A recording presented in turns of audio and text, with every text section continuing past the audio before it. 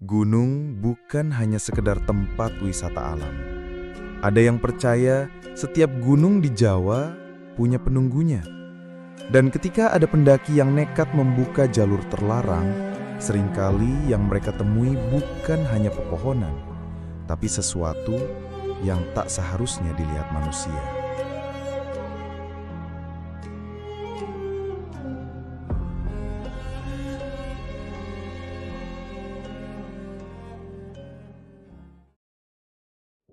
Pada awalnya, semua terasa biasa saja. 4 orang sahabat, Raka, Wulan, Jody, dan Bayu, memutuskan untuk mendaki sebuah gunung di Jawa Tengah.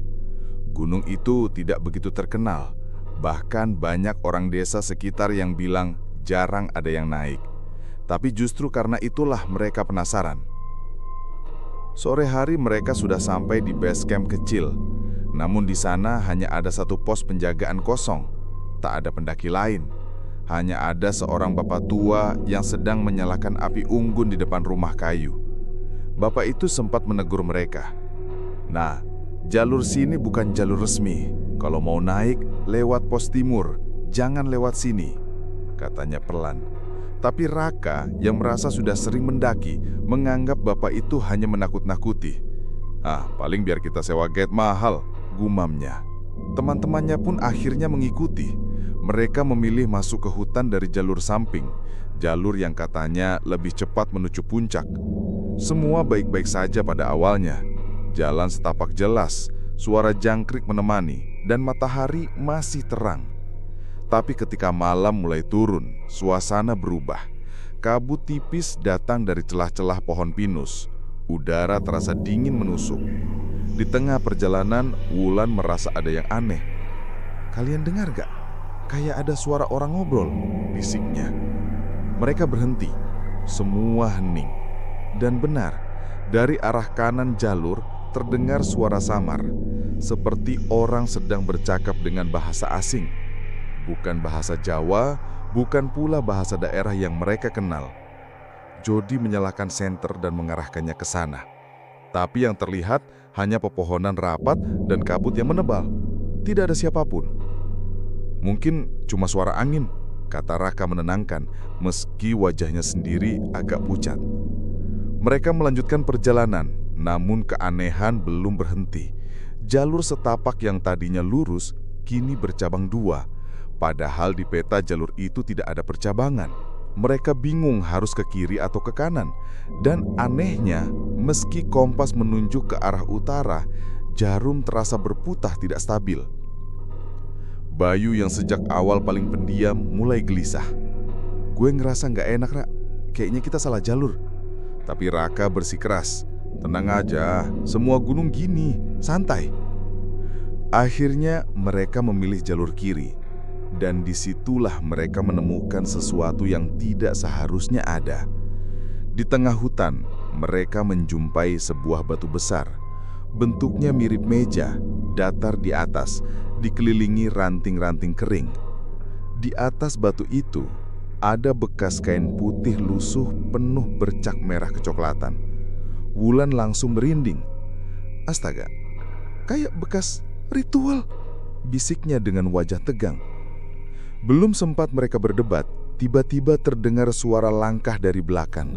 Pelan, berat, seperti seseorang berjalan menyeret kaki. Mereka sontak menoleh, senter diarahkan, tapi tidak ada siapapun. Hanya kabut yang tebal menelan pandangan mereka. Saat itu, Wulan merasa ada sesuatu yang berdiri di balik kabut. Tinggi, jauh lebih tinggi dari manusia biasa. Matanya merah, samar-samar terlihat menatap ke arah mereka. "Ra, ayo pergi sekarang," teriak Wulan sambil menarik tasnya. Mereka pun panik dan berjalan cepat, hampir berlari. Namun anehnya, jalur yang mereka lalui terasa berputar. Batu besar itu mereka lewati lagi, padahal mereka yakin sudah berjalan jauh. Bayu terengah-engah. "Kita muter di tempat, ini gak beres."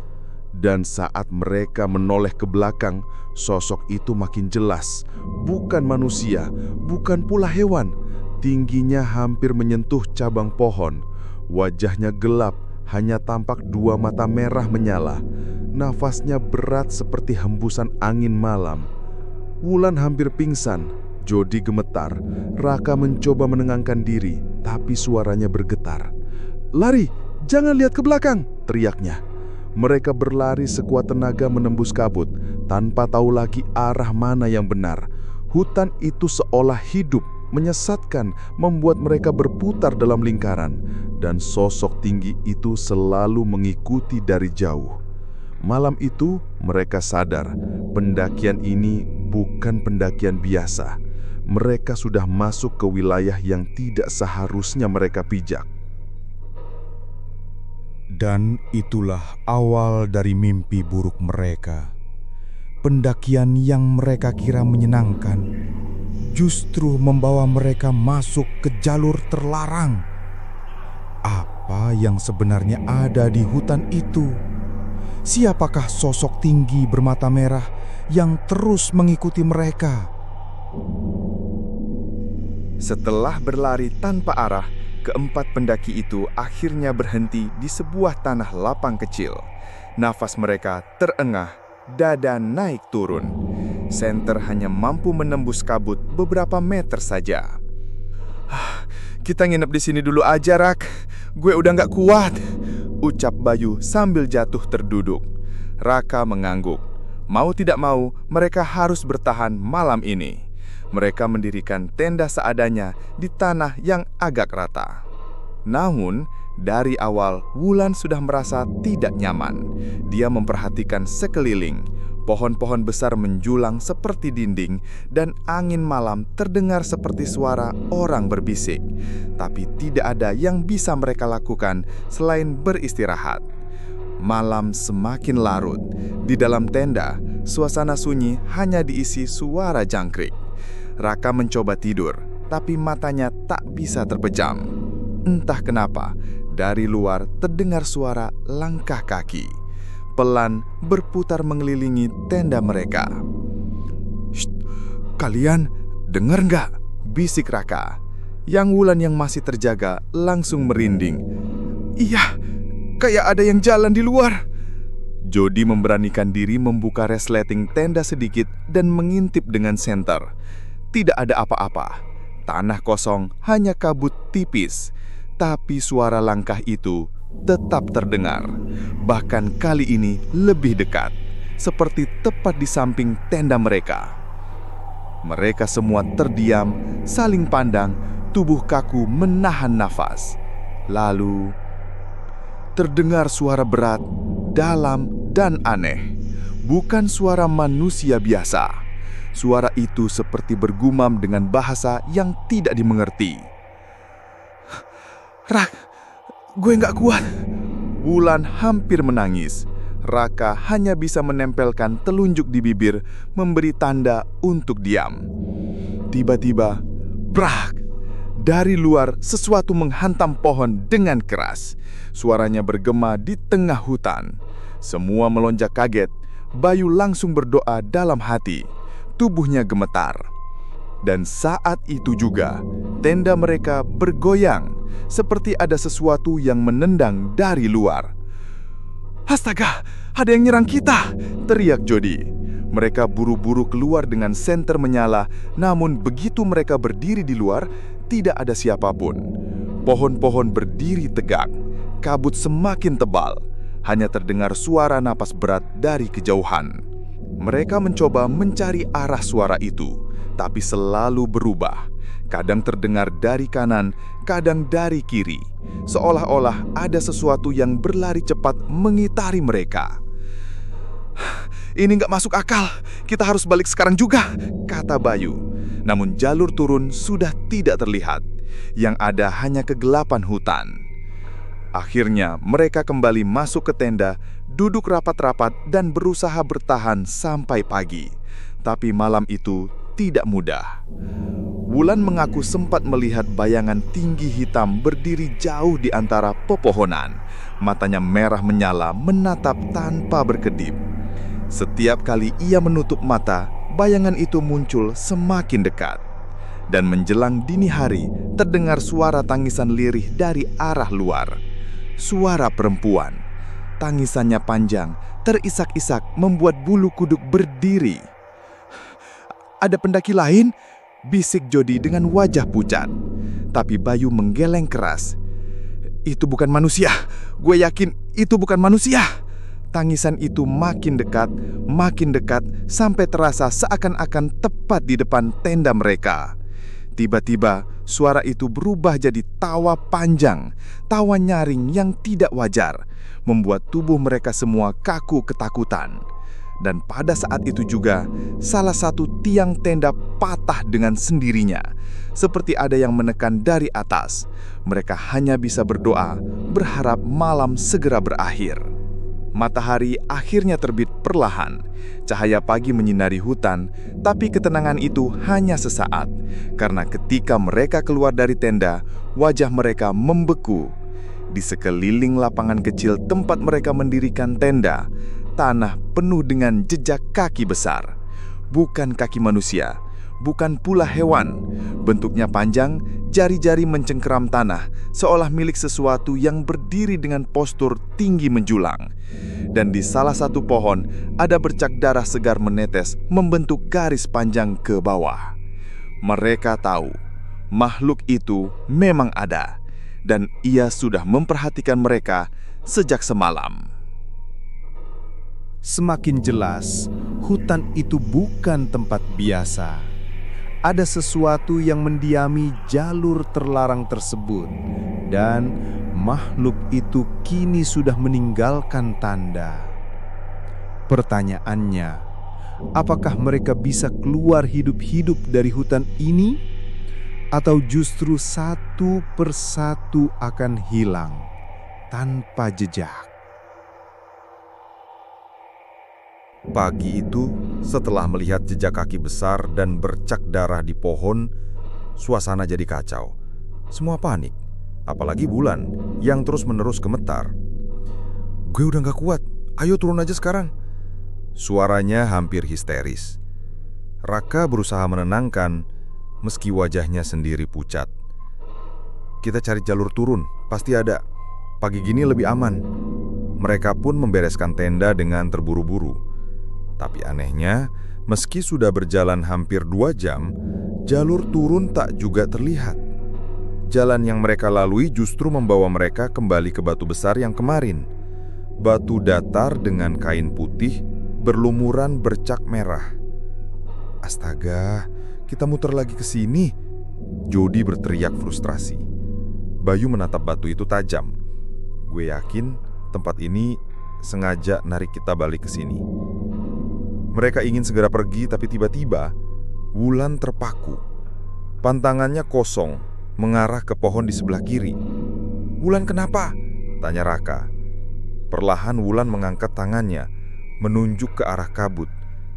"Itu, ada orang. Dia manggil aku." Semua menoleh. Kabut memang agak terbuka di satu sisi, dan samar-samar terlihat sosok perempuan berdiri dengan rambut panjang menutupi wajahnya. Pakaiannya putih lusuh, seperti kain kafan yang kotor tanah. Tangannya melambai pelan, seolah mengajak. "Jangan lihat, itu bukan manusia," teriak Bayu langsung menarik Wulan. Namun terlambat, Wulan sudah berlari ke arah sosok itu. "Wulan!" Raka dan Jody buru-buru mengejar, menembus kabut. Tapi begitu mereka sampai, sosok perempuan itu menghilang, dan Wulan pun hilang bersama kabut. Mereka panik mencari ke segala arah, memanggil-manggil namanya. "Wulan! Wulan!" Suara mereka bergema tapi tidak ada jawaban. Sampai akhirnya mereka menemukan sesuatu di tanah. Sebuah syal merah yang biasa dipakai Wulan tergeletak di atas tanah lembab penuh bercak lumpur dan noda merah. Bayu memungutnya dengan tangan gemetar. "Dia udah dibawa, kita gak bakal nemuin dia lagi." "Jangan ngomong sembarangan," Raka membentak, meski matanya berkaca-kaca. Hari itu, mereka bertiga terus berjalan mencari jalan keluar. Tapi suasana semakin aneh. Pohon-pohon terasa berubah posisi, kabut makin tebal meski matahari sudah tinggi. Dan dari kejauhan, terdengar suara perempuan menangis, persis suara Wulan. "Itu Wulan, dia masih hidup!" Raka langsung berlari ke arah suara itu. Namun Bayu menahan. "Rak, itu bukan dia. Jangan ketipu." Tapi Raka keras kepala. Dia yakin temannya masih ada. Jody pun ikut mengejar. Dan saat mereka sampai di sebuah area bersemak, suara tangisan itu berhenti. Yang mereka temukan hanyalah sebuah lubang tanah besar, gelap, dalam, dengan bau busuk menyengat. Dari dalam lubang itu terdengar suara lirih, seperti rintihan wulan. "Tolong, tolong aku." Raka ingin turun, tapi Bayu mencegah. "Jangan, Rak, itu jebakan, gue yakin." Namun tiba-tiba, dari dalam lubang itu muncul tangan putih panjang, kotor, dengan jari-jari yang terlalu banyak untuk ukuran manusia. Tangan itu mencoba meraih mereka. Mereka semua menjerit ketakutan dan mundur terburu-buru. Dari dalam lubang, terdengar tawa panjang menggema. Tawa perempuan bercampur suara rendah yang bukan manusia. "Astaga, itu bukan Wulan!" Suara Jody bergetar. Mereka akhirnya lari meninggalkan tempat itu. Syal merah Wulan tetap tergenggam di tangan Raka. Tapi kini mereka sadar satu hal. Jalur ini tidak akan membiarkan mereka pergi begitu saja. Dan malam kedua di hutan justru akan jauh lebih mengerikan. Karena kini mereka tinggal bertiga dan Wulan entah sudah jadi apa.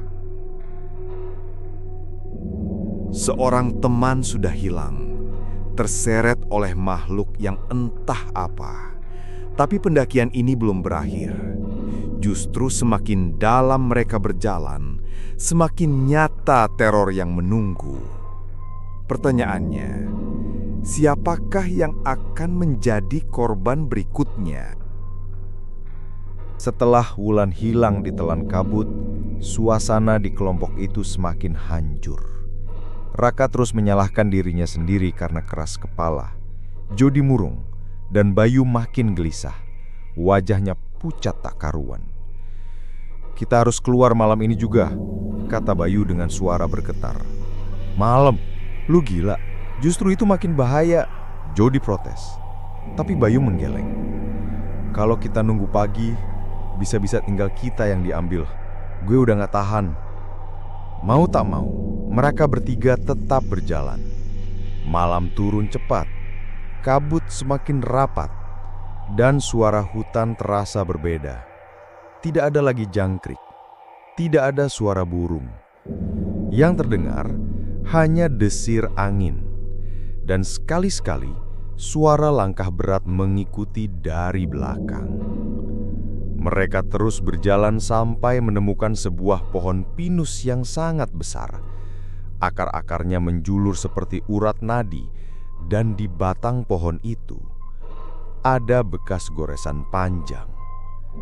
Saat disorot senter, terlihat jelas itu bukan goresan biasa, melainkan seperti cakaran besar. "Astaga," bisik Jody. Tapi yang membuat mereka semakin ngeri adalah bercak darah yang menetes dari batang pohon itu. Segar, masih hangat. Tiba-tiba terdengar suara berisik dari semak. Sesuatu bergerak cepat. Mereka semua panik. Raka mengangkat senter, mengarahkannya, dan terlihat sosok tinggi hitam berdiri beberapa meter di depan mereka. Tubuhnya menjulang, kulitnya hitam pekat, seperti arang, dan matanya merah menyala. Nafasnya berat, membuat kabut di sekitarnya bergetar. "Lari!" teriak Raka. Mereka bertiga lari sekuat tenaga. Namun makhluk itu bergerak cepat, mengejar dengan langkah berat yang menghentakkan tanah. Suara dahan patah mengikuti di belakang mereka. Dalam kepanikan, Jody tersandung akar pohon dan jatuh. "Rak, Bayu, tolong!" Raka mencoba kembali, tapi Bayu menariknya. "Jangan, kita nggak bisa nolong dia." Namun terlambat. Dari kegelapan, makhluk itu muncul tepat di belakang Jody. Tangan panjangnya meraih, mencengkeram tubuh Jody dengan sekali sentakan. Jody menjerit sekeras-kerasnya. "Ah!" Suara jeritanya menggema di seluruh hutan, lalu terputus mendadak. Hening.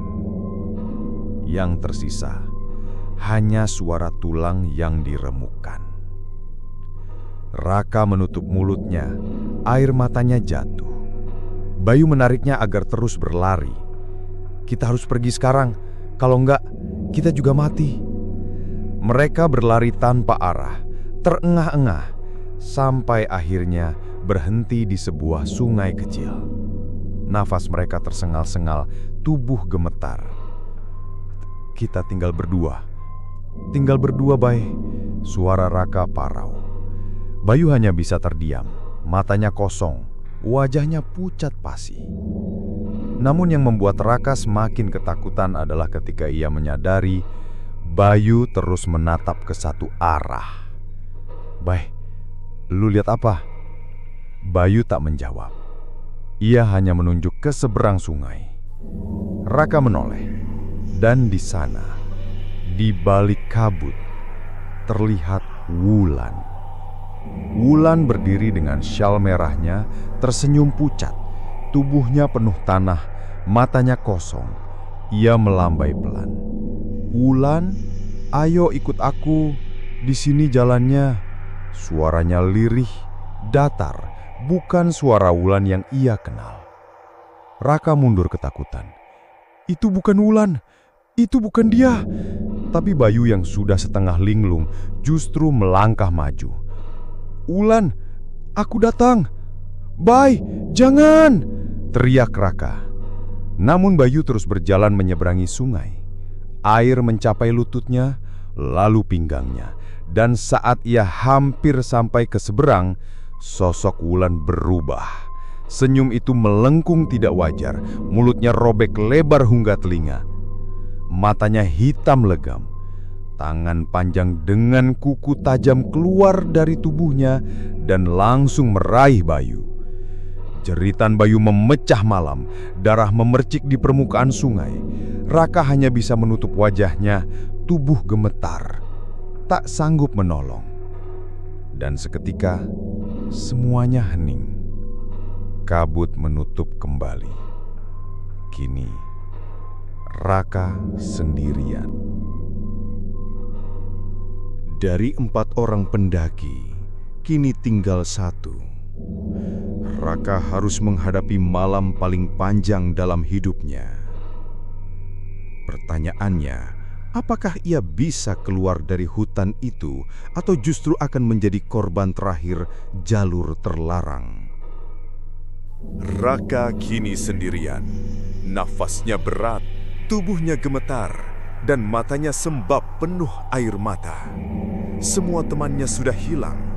Wulan ditelan kabut, Jodi dicengkeram makhluk hitam, dan Bayu diseret sosok menyerupai Wulan di sungai. Ia berjalan tanpa arah, hanya berbekal senter dan doa. Namun setiap langkah terasa sia-sia. Jalur yang dilalui selalu berputar, membawa dia kembali ke tempat yang sama. Hingga akhirnya, Raka sampai di sebuah tanah lapang luas. Di tengahnya, berdiri sebuah pohon beringin besar dengan akar menjuntai ke tanah. Pohon itu terasa asing, padahal ia yakin belum pernah melewatinya. Dan di bawah beringin itu, ada sesuatu yang membuat darahnya membeku. 3 tubuh tergantung di akar pohon. Wulan, Jodi, dan Bayu. Mereka tergantung dengan wajah pucat, mata terbuka kosong, tubuh kaku seperti boneka. "Astaga, tidak!" Raka berteriak histeris. Namun tiba-tiba, ketiga tubuh itu bergerak perlahan. Leher mereka patah ke kanan dan ke kiri, lalu bibir mereka terbuka bersamaan. Dari mulut mereka keluar suara berat, dalam, bukan suara manusia. "Kamu, giliranmu." Raka mundur, tubuhnya gemetar hebat.